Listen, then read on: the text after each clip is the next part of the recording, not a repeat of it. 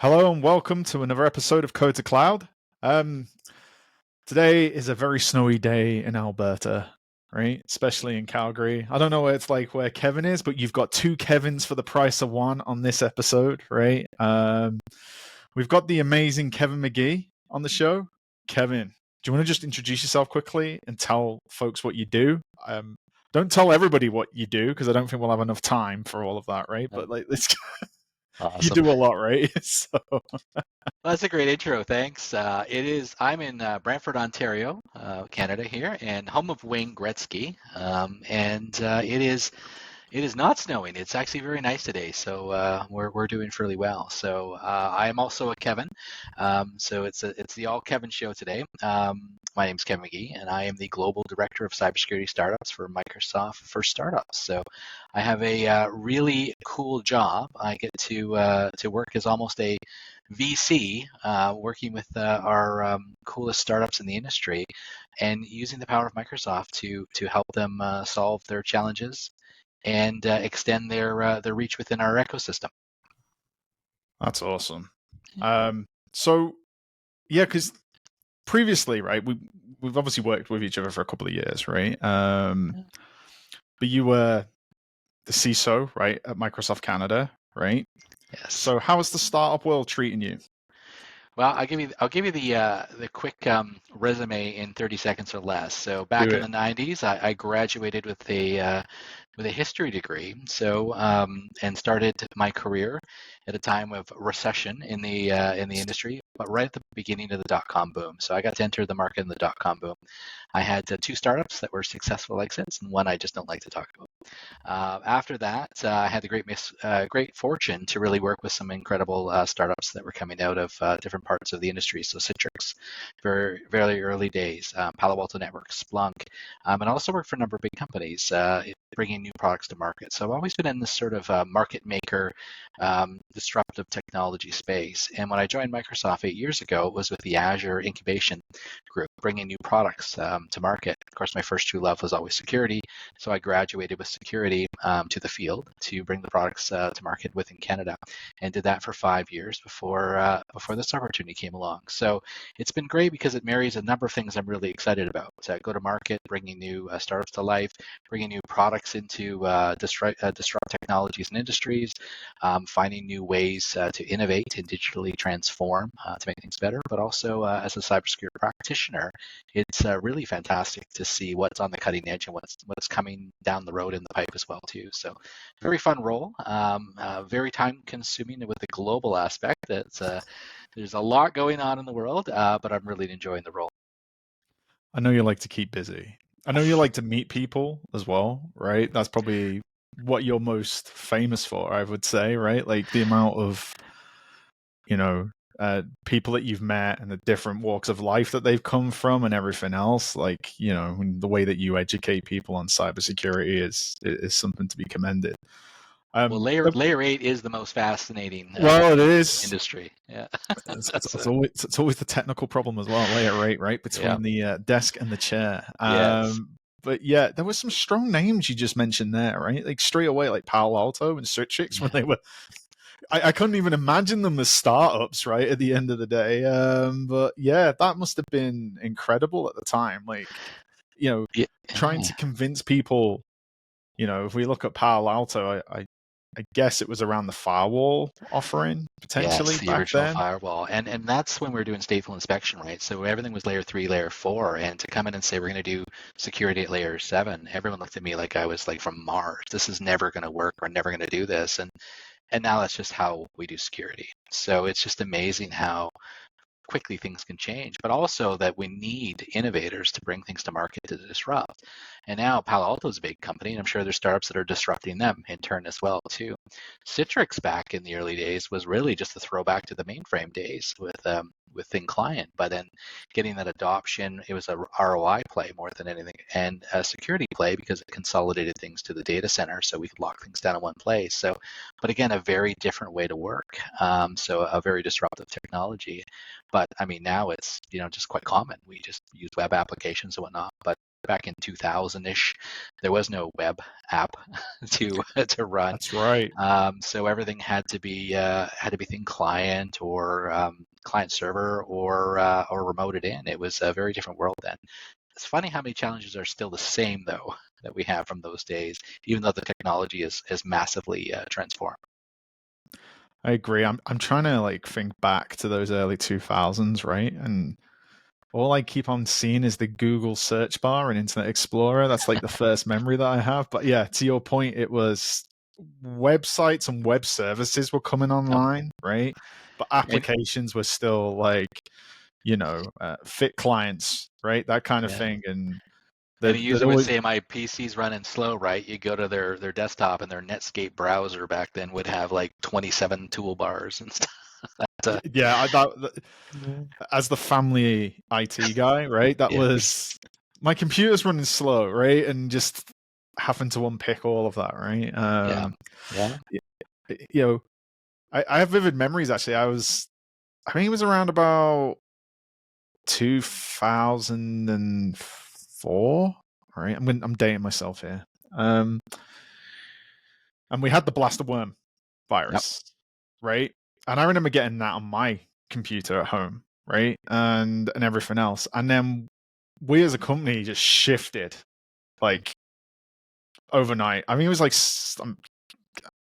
correct me if I'm wrong, like Service Pack 2 on XP started introducing like Windows Firewall, right? And security measures, right? Control Alt Delete was not enough anymore, right? To stop all that from happening, right? And like you said, it was other companies were being disruptive to Microsoft to enable that, right? To take it seriously. And that's when Bill Gates wrote the famous memo, the security memo, right? Yeah. And really set the tone for the organization. You often hear Microsoft's the cause of security problems, but we're just so successful. We're on so many platforms, desktop, whatnot. We're the biggest attack surface in the world, so of course we're going to be a magnet for criminals and cyber attackers as well too. I think what we've really done with our new Secure Futures initiative, which is very similar to the old memo from those days, from the Bill Gates days, is really say how do we not only embrace security within Microsoft, but how we embrace the community. So our users, our developers,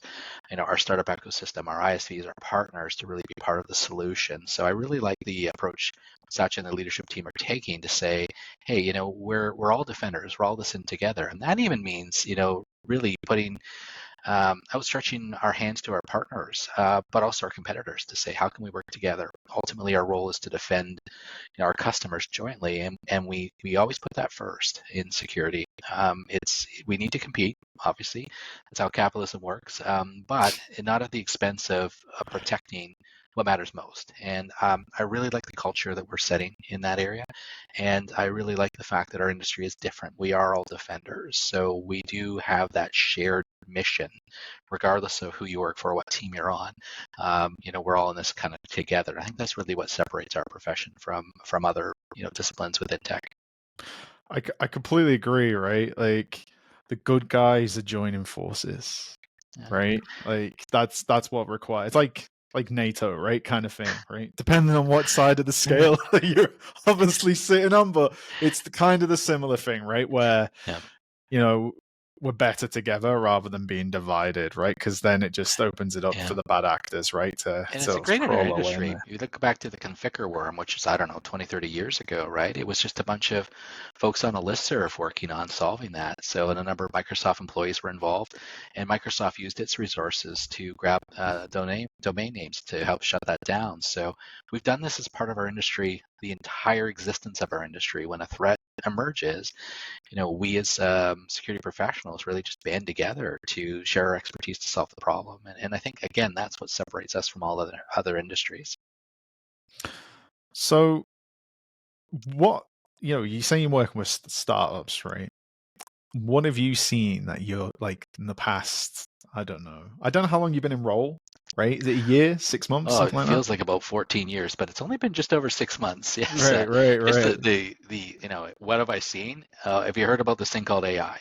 It's going to be we'll get onto that, right? Because if we didn't mention it, right, one of our managers would call us up afterwards, right? Obviously, but I think, It, just the speed of yeah, technological change is just phenomenal, and that's where I think a lot of the startups are really poised to work well with us as Microsoft providing that platform for innovation that they build on top of. We can iterate and get to market quicker. So we're doing a lot of the heavy lift or the foundation for which that they can build and innovate on quickly. So I think it's a much better together story, because I believe if we hired another million developers, I don't know if we could solve all of the challenges of our industry right now. But the better together story is, why don't we create a platform and allow innovators, researchers, entrepreneurs to come up with new and exciting ways to build on their platform. And when I started my companies back in the 90s, that's why I chose Microsoft as that partner. It was called the BizSpark program back then, and you got yeah, software yeah, yeah. on 3.5-inch disc boxes and then CDs. But it was that willingness to create that platform for success, not just in software to build on, but also the whole engine, the big machine of Microsoft. How can we use it to assist and just drive innovation? That's access to research, technology, sales, resources, and whatnot. And that's that in this role, that's my connection to my early days, my earliest career, that I'm really enjoying sort of getting back to those roots. Yeah, because they're not. Sometimes the ideas they come up with are like unrestrictive, if that makes Yeah. sense, right? They're not Yeah. like the creativity's there, so it We're just flows more, right? They can make yeah. more risks, right? They can fail a little bit more, right? And come There's up with innovator ideas. dilemma too, right? Yeah, yeah. We're invested in a certain way of doing things, either a mindset or a technology. That's not just Microsoft, that's us, like as the bigger us. And we need someone to disrupt with a new idea or a new approach, right? And I think that's the cool thing, because I can instruct my team maybe how to do something, but someone else might have a completely better way, and that's a sign of good leadership as well, when you sort of set the intent of what we're trying to solve, and then let your smart people on your team, and your greater team, in this case our partners or startups, innovate and solve the problem in exciting new ways. That's amazing. I know you're traveling all over the place, right? I see the snippets on social media, right? But yeah, you must be meeting some interesting partners, startups, right? Being able to collaborate and work with. The hardest part's the VC discussions. I love the VCs, but I don't have a finance background. So luckily we have a ton of people that can have those discussions. So Yeah. I'm constantly looking up what's a cap table. I'm not quite that bad, but I get the technology, I get the use cases and whatnot, and we have the CVC, a corporate VC branch called M12, that is fantastic, that I get to work with and collaborate with, that has that deep financial expertise that we can meld with as well, and also just our VC partners that we're working with, to partner to bring some of these solutions to market. They're fantastic because they provide a different perspective, a different set of expertise as well too. So I've really enjoyed exploring that. I've never really been a finance guy. I built companies, I've been in sales leadership roles or whatnot, but I've never been on a finance side, and sort of learning that part of the business has been sort of exciting. And all the Valley lingo, like portcos, and all some of the other the sort of VC language as well too. I feel cool and hip now. I'm trying to get up to speed with it as well, because obviously been in the enterprise space forever, Yeah. right? And they make their own money, right? At that point. Yeah. But yeah, pre-seed, round one, round two, Series A, Series B, right? And I'm like, what does that even mean, right? And how Mm. does it work? And again, how is the startup structured? And then the founders and the controlling shareholders, right? Everything. Yeah. Like it's a bit of a learning curve, right? So I started with Brad Feld's Venture Deals, if you're looking for a good book, but the other one's just Silicon Valley. The TV show has been fantastic for You heard it here, yeah. Silicon Valley. Watch it, right? Yeah. Watch it, right? That's amazing. Is there anyone that you've been really excited with meeting? Anyone that you can talk about? Or Yeah, I mean, it's funny because you sort of meet with these startups, and a lot of times it's like right out of Silicon Valley. Remember that pitch competition where we're going to save the world by, and you see a lot, and then you see one that's just take my money, right? Like, why didn't the thing is, like, why didn't I think of that is the question I'm looking for, right? Like, because some things are just so obvious when someone else tells them to you. yeah, So, Armed Cyber is one that I spoke to recently. Like, just rather can we build like a cloaking device from Star Trek for information, so that even if there's a ransomware attack, it can't get access. Industries like compliance, which I've never really thought were all that exciting. We're starting to see a lot of innovation in government risk and compliance. RegScale is one of my portcos that does a SOAR on automation for continuous monitoring of compliance. Well, that only not helps you just get compliant and file all your papers, but what if your board of directors, what if your CEO, what if your senior leadership had that constant intel for sensors that are in monitoring compliance? Then how could they make better decisions? How could they get ahead of some of the things? It makes compliance really useful. And I always thought of compliance is when I cross the street, I'm walking, within the lines, right? The crosswalk. But security is I'm checking, that no truck's going to hit me, right? I thought security was just sort of was the important part. But now, how can we use compliance if we can continuous monitoring to make better informed business decisions, to provide better governance oversight from the board of directors and whatnot as well too?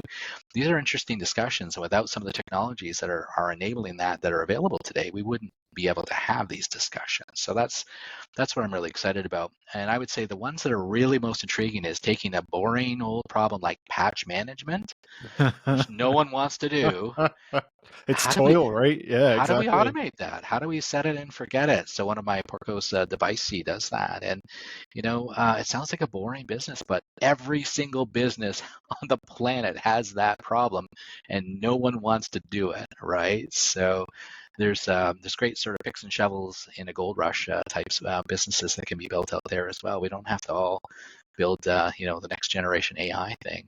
Leveraging these technologies to solve age-old problems is, I think, the biggest opportunity. I mean, I get asked that a lot by customers, right? Like, okay, you've got this new patch management system. That's great. What about outside of the Microsoft ecosystem? Can you do all that? And it's like,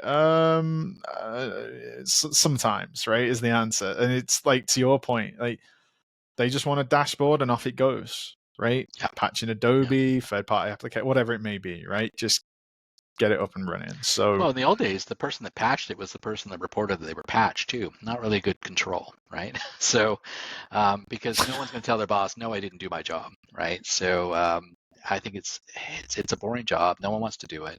Everyone has to do it, and you have to make sure it gets done from an oversight perspective. So here's a great opportunity to really make people's jobs better by taking away some of this toil and making the organization more secure, but also getting that checkbox that the work was done, leveraging technology. So there's plenty of other problems out there that have been age old that I think we'll be able to use some the AI functionality and whatnot we're seeing now to finally address. That will be pretty cool. Yeah, I can't wait for AI to fix networking. Right? I've done networking forever, right? And what I've started to notice, and networking was like the predecessor to becoming a security engineer, because we didn't have we've got this structure now, right? Like cybersecurity has its own profession and certification path, and we've got leaders of countries now that appoint CISOs and all that good stuff. But like 20 years ago, 25 years, that just didn't exist, right? So you had, normally what happened was you became the network engineer, right? This is if you were technical and hands-on. And then you went, ooh, firewalls. And then like the power got to you and you're like, I like a bit of security, right? And yeah, exactly, right? And you then went into endpoint management, right? And stuff like that. Well, that was the two camps, right? There was the endpoint security folks and the network security folks, and we didn't like each other. So well, we were, even though like on paper from a leadership point of view it just looks the same to me, but like when you were in either one of those camps, no, I'm a security network engineer, right? Like it was completely different, right? It was. Now security's everywhere on everything, so exactly. I don't think we have quite the camps that we used to, but it was very divided back in those days. Yes, it really is, and it's great to see how far it's come, right? Like it's official and formalized, and we've got regulations now that support it, right? We needed to the carrot and the stick approach with industry, but yeah, it's really good to see, and it's only for the better of citizens, right? At the end of the day, citizens and corporations, as we've seen. These headsets just gone offline. Oh, we're going on to backup.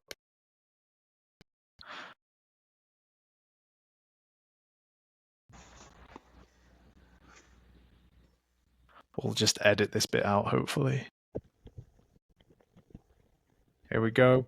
Are you back? I'm back. Can you hear me? There we go. I love. This is how you know it's real, right? You're welcome to leave that in. So there's a technical thing. So there's talking about networking. The wire always It's works. because it wasn't wire. The wire is always mightier than the Yes, wireless, right? Yeah. So we still have these challenges, right? After all these years, next, that's why sometimes the wired's better. So, yes, you do know it's live. My headphones battery just died on your live podcast. My apologies, listeners and viewers. It's fine. It's fine. I've done a lot worse. All right. But yeah, I wanted to talk about the state of cybersecurity in 2025 because I feel like we've come a long way, right? And AI is dominating everything, right?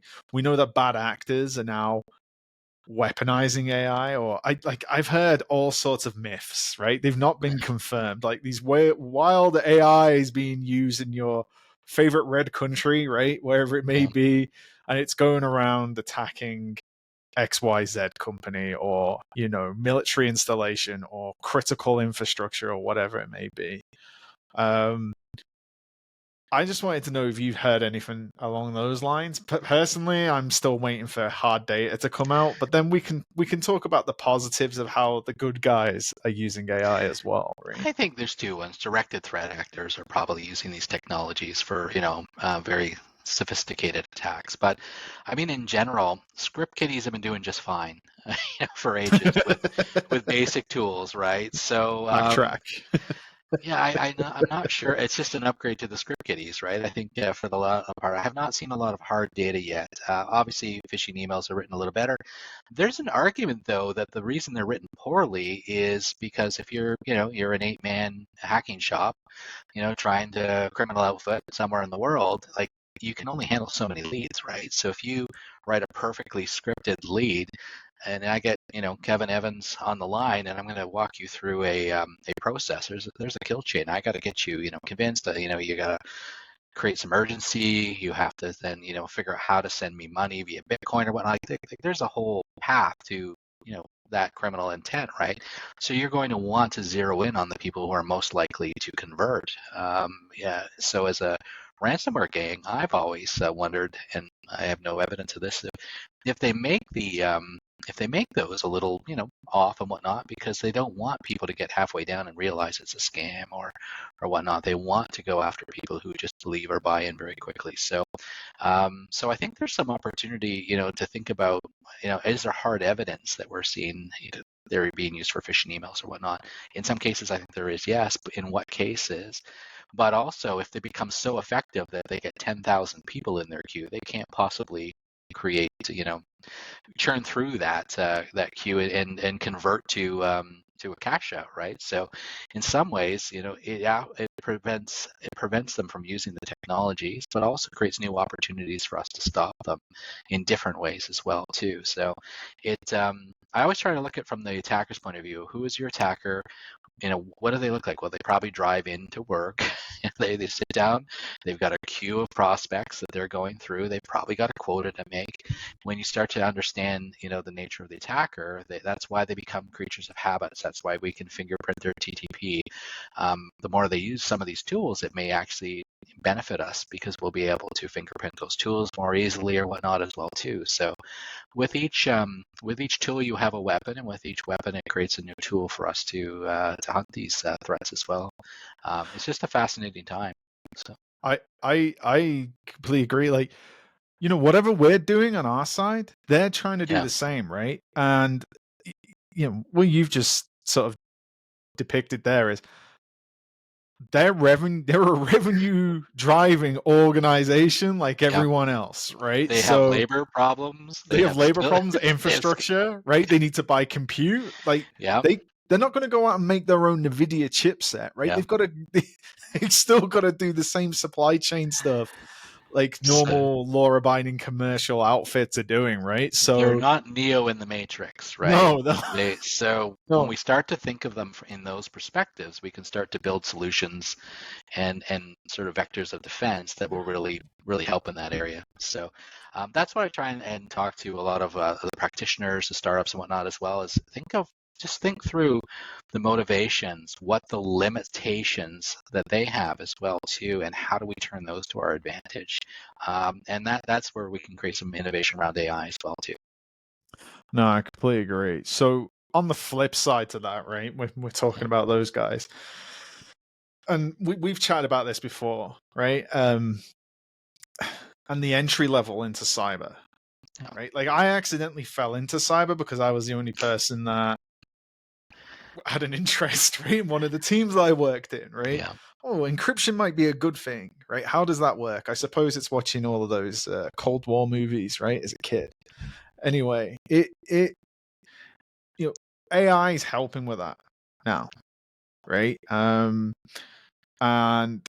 we've all seen the humorous, job requirements, right? You must have 15 years in cyber, right? And you're just straight out of grad school or whatever. Yeah. Or maybe you haven't even been to grad school, right?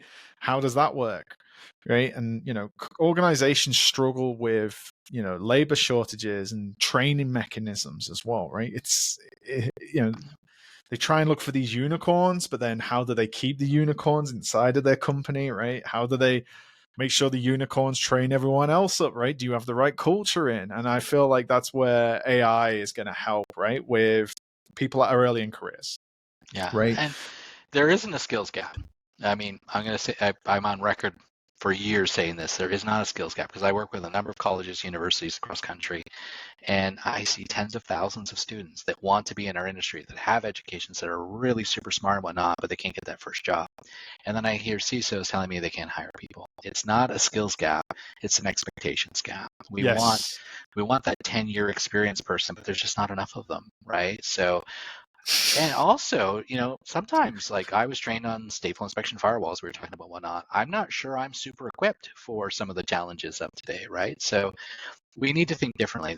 And to break it down, the problem is we often take the most technically proficient person and promote them to leadership roles because they're the most technically proficient. Yeah. But that doesn't mean we've Yes. trained them how to be a leader, how to be a manager, how to recruit, how to develop, how to mentor, how to train, how to encourage. And in fact, the most technical people might be the least capable in those areas, right? So we have that gap. They don't know how to recruit, they don't know how to retain. The other thing, there's so much pressure put on CISOs right now. You can't be hacked. You can't, be breached. You have to be flawless. So no one wants to hire some kids just out of school and take that risk in case a material event happens. They might be questioned on why they have junior staff members, right? So there's that risk aversion as well too. So I think we've created this situation where a lot of very bright, incredible students are willing to join the industry, but they just for some reason can't get a job and then they go and seek something else. Our problem now is the big shiny object is AI. So a lot of those folks are gravitating to AI, and they are getting those jobs because the same challenges don't exist. There's not an imperative that it has to be flawless on the first time. In fact, in AI, you're going to be expected to make mistakes and whatnot. So it's more conducive to an entry level position. So that's where they're going. And I'm really afraid that we're going to lose out on a whole generation of talent should we not, take advantage of that. And AI, where I've already seen it really positively affect organizations, is it can be that tutor that you can ask questions. It can Exactly. be that thing that helps you level up, that doesn't get angry with you, that doesn't go, fine, another question. Like, you always had that guy in the level 3 SOC analyst that is the fulcrum of every one of the major discussions. They don't get tired, they don't get upset, they don't get testy. They can answer and ask any questions whenever they want. It's a wonderful training mechanism. If they don't understand something, they can drill in as far and deep as they want, but also it can monitor and test their success. It can find new practices and whatnot. I think it's going to make SOC level 1 analysts either not level up to 2 right away, but shorten the gap. So maybe instead of 3 or 5 years maybe to get to that next level, it might be 6 months because they can get a lot of that work over with. The other thing is they're not focused on sort of menial tasks like phishing alerts, phishing alert, phishing alert, phishing alert. It must be a horrible day for these folks to come in and spend all day doing that. I just got a master's degree in computer science and I'm flagging phishing alerts for 17 hours a day. Like it can't be a wonderful work environment. And I think they're burning out and leaving the industry as well too. If we can take that workload away so that they don't have to do that and the work is more challenging, more fulfilling, and they feel like they're making an impact, they're more likely to stay and grow and expand their skill sets within the industry. So I see it as a really positive thing for students and for early entry career people, but also people outside of that zone like myself in my 50s. How can I still remain relevant? How can people with different neurodiverse challenges enter the workforce? Maybe they lack some of the communication skills that companies are looking for. AI can augment their ability. Now we've opened up a whole new branch of prospective people that can join and be defenders than we never had before. The ability for remote work allowed many more women and other groups to come into our industry. So how do we remove those barriers so we can access talent from other groups that are non-traditional is the other challenge. And I think AI is doing a lot to help us in that space. I completely agree. To all the CISOs out there, you need to take a chance on people, right? I know we're all risk adverse, right? It's like in the nature, right? But you need to be disruptive as well in cybersecurity. And, you know, I remember early being in early in career and trying to knock down as many doors as possible. Like I had the desire to learn and everything. And it's like, everyone's got to start somewhere. And people will reward you with loyalty as well, right? Like if you're training them in the right way. Like I remember all my early mentors, right, and how they got me started. I completely agree, right? Yeah, like we don't have like you said, skills, people shortage. We have people managing risk in the wrong way, right, in terms of employees and potential employees. And if AI can reduce that risk in a material way, maybe that's a good thing. So that's how I see it. So I would also say just, the signal is just overwhelming. Like we have so many signals that we can't possibly chew through them all. So what we have now is we have this incredible signal. I don't know what it is this week. It updates every day, but I think it was 78 trillion signals Microsoft sees. But what do we do with that information, right? Well, we have cloud compute. So we can outcompute, we can see more and we can outcompute the bad guys. Like they can't spin up as many VMs or whatever we need to do as we can, right? But we also have AI then to leverage that. So a single SOC analyst can leverage all of that 78 trillions of signals. We can use stronger compute power, and we've got the ability to find that needle in the haystack faster and more efficiently than they can. So where I think we're really going to start to turn the tide, and this is where for the first time in my security career, I think we might be able to do so, is yes, they are able to use these technologies against us, but we have more visibility, we have more compute, and we're able to use it to enhance the capabilities of our defenders to a greater extent than ever. So, we can all be Iron Man, with these technologies going forward. And what will that do to fundamentally change our industry? Maybe it'll flip it from, advantage attacker to advantage defender for the first time in my career, where we've had that opportunity to do so. So I think that opportunity is presenting itself now. We just need to seize it as an industry, and that's going to be by innovation, by thinking about diversity in terms of our workforce, and that's not just in terms of either physical diversity, neurodiversity, gender, and whatnot, but also, if we're dealing with criminals for ransomware, having a psychologist, a criminologist, or a law enforcement officer, on your team, bringing in people from different perspectives that can really understand the threat actor and figure out what we can do to protect individuals better, and then applying digital empathy. This is something that Microsoft has sort of coined. Ann Johnson, our CVP, That's right, really coined this, and really thinking about the individual. How do we make it easy? So if it's easier to subvert the system to get my job done, I'm going to. But if it's easy to use the technology in a secure way, I'm just going to do it. Great example. My camera is hello enabled, and I don't even know my passwords anymore. It just scans my face. I log in. I work throughout my day with the different tools that I use. the thought of using another tool where I have to manage passwords is so horrifying to me. I'm going to use the sanction tools because they're just easier. It's the fastest path. It's making my job easier. So how do we make it easier for the individual? And the visual I use when I do a presentation is, a man crossing this bridge and it's all rickety and falling apart, right? And or going up some stairs and they're all falling apart and whatnot. Stairs and bridges are applications. We don't say to someone in the physical world, hey, you need to upgrade your stairs before you use them. Did you do that? Oh, that's why you fell down. Or, did you patch the stairs before you use them? No, people just use the stairs. They want to get, up or down, right? How do we start to think about applications where, we apply empathy to the users? They're an accountant, they're a lawyer, they're a bookkeeper, they're whatever, a teacher. They just want to do their job and they can do it safely with the best practice. When we create the easy button for individuals, they will choose the most secure path. When we make it so difficult for them that they can't do their job is when they break the rules, right? So I think there's an opportunity for using AI. How do we make things easier and seamless for the individual? When you walk down a set of stairs and they're not quite, right, you feel it, right? Because we've found the perfect way to design stairs so that you walk down without any rhythm and you just do it. If they're off or if they're not working, you notice it, right? How do we make it security to the point where it sort of fades in the background and we just make the right choices because they're the easiest way to do our job? So these are some of the things I think about and how we can build them into innovation, what new technologies we can use, but then how can we apply, we said the layer 8, the human element to really solve these challenges that have plagued us for ages for the first time in forever. I mean, we've been saying password's going to die for, 20 years.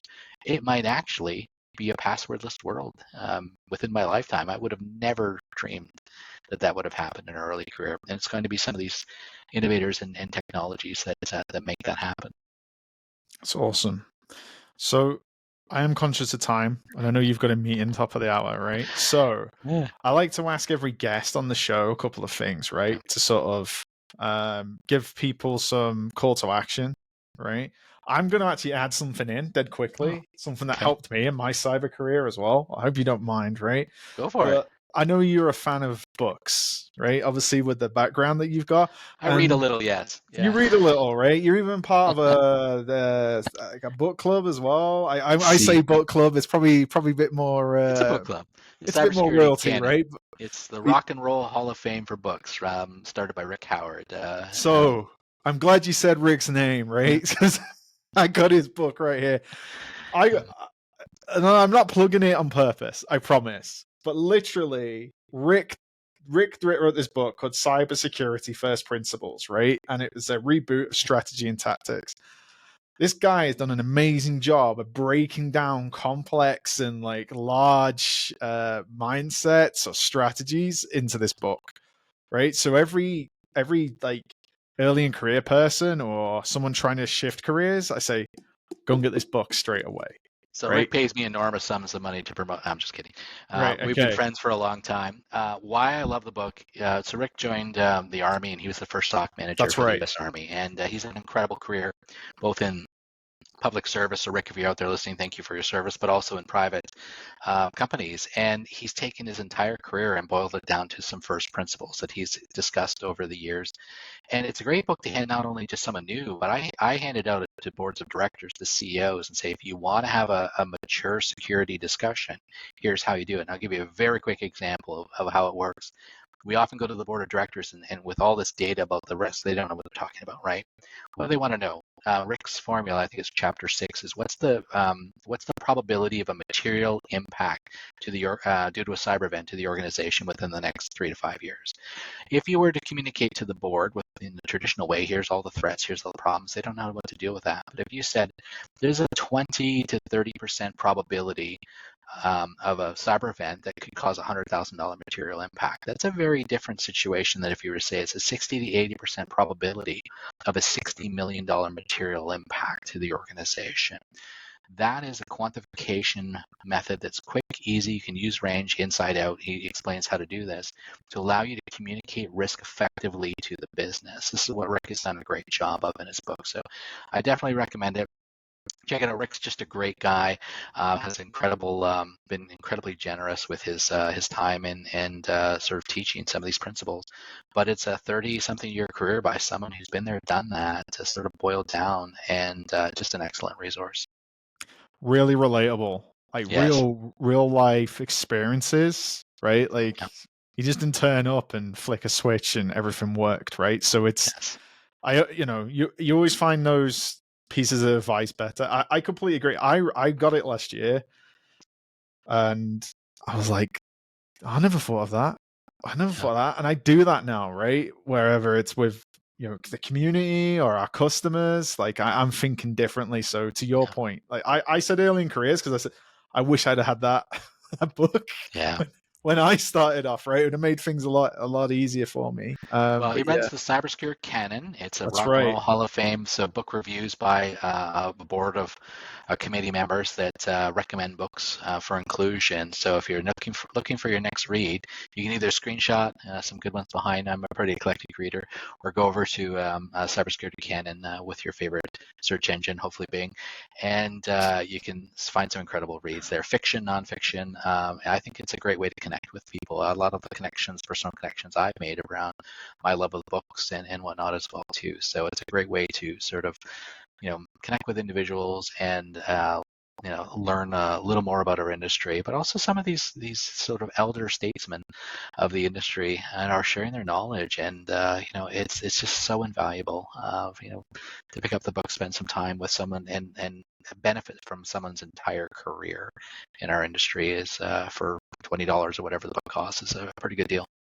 It's well worth it. Yeah. So last two questions, and the Shoot. last one is fun, All right. right? Okay, so my last question is, and you need to be concise because I've got my eye on the time as well. What skill, if somebody was looking to try and get into cyber, what skill should people be trying to focus on? And this could be technical or non-technical, right? What would you be your, go and research this, or go and learn this, or go and experience this? What would you say? So my degree's in history, looking at primary sources, looking at bias, critical thinking, the arts and humanities. We're sort of devaluing now. Everyone should go into STEM, right? Read history, understand how to structure an argument, understand, how to critically assess. Like, these skills are going to be invaluable in a post-truth world. The ability to question sources and to think about bias are going to be incredible skills. So that's so read broadly, or experience these subjects broadly, and really lean in on the human elements of our society, because as the technology takes over a lot of those mundane things, it's going to be those human elements that separate you from other individuals and your capabilities in terms of leaderships and ability to create value and to be a really good defender. That's awesome. I like that. I found that as well, personally, in Yeah. my career. When I became, I'm going to say, more human, right? Very, very good at like learning systems and everything else. But as soon as more worldly view, right, Yeah. or learning different things outside of technology, it made me more effective in my role. So Yeah. yeah, I completely agree. Awesome. So the last question is, and I Fun one. ask folks all this. This is like a bit of a quick fire round, Okay. but okay, there's a couple I'm going to skip, right? But the main one is, what is your favorite operating system of all time? And you don't have to say Windows. We've had some really weird and wonderful stuff, right? Like it DOS could be anything. 622. I don't know why. I know DOS 622. That's when you asked the question, that is the first thing that popped into my head. F So disk. That's yes, how I yeah, had a DOS manual, right? Because I bricked my first computer, right? And my dad dropped this MS DOS book, right, with all these coffee stains on it, and he went, "Fix your computer," right? And it was yeah. DOS I started 6.22. on CPM. I think that's my earliest memory. I had a Commodore 64, which is over there still, but DOS 622 seemed to be the height of perfection for me at the time. So that'll date me a little as well too. That's pre-Windows, I believe. That was proper CLI, right? Yes, Like just black screen, white text. I yes, it mean, was. yeah, that's And the only reason I know of that is because I did that to format my disk so I could install Windows 2000, right? Like literally that was me, right? I'm so But yeah. pleased to say you didn't. That it wasn't because you read about it in history class. That's fantastic. I mean, this book was pretty old, right? It was Yeah. next to my Red Hat book, but yeah. The experience of Windows 95 launch was unbelievable too. It's the first time like an operating system was launched like it was, an It was album big. kind of thing. I think that really launched our industry into this market-driven kind of era, and really just put us mainstream, right? I think we were always in the background before that. So I would say 6.2.2 is the favorite operating system, but one of my favorite moments was the Windows 95 launch with Chandler and Rachel from Friends doing the help video, and it was just the Rolling Stones doing the theme song. It was a very interesting moment to be in the industry, and I was very, very early in career at that point, just out of university a year or two. So it was a very interesting time to be in the space. That's amazing. I love hearing everyone's stories around that. They can always I remember the first time I saw my favorite operating system, right? We always get the story. It's great. But yeah, thank you very much, Kevin, for coming on the show. Where can folks find you online, follow you? You're always recommending interesting things on LinkedIn. Is that the primary source? I've pretty much, consolidated down to LinkedIn. It seems to be where I have the best conversations. I'm not sure I'm doing it well, but I just sort of chat with folks. And I find, of all the social media, I love going on there, because it sounds like everyone says the humble bragging and whatnot, the positivity. I will like that you got a new job. I will love that you got a new certificate. I think it's fantastic to see to people, not being afraid to sort of say, share their accomplishments and LinkedIn and whatnot. So I've kind of focused on that as well too. I'm also not super great at social media, so I find LinkedIn is probably the easiest one for me. But a great place to have those conversations. I try and use it as a way to connect with people, not just sort of post things and hope I get likes and whatnot as well too. So I'm not sure if I'm doing it right or not, but LinkedIn's definitely a great place to find me. Awesome. Okay, well, thank you again. Thanks to our listeners, and we'll catch you on the next episode. So, goodbye for now. See you.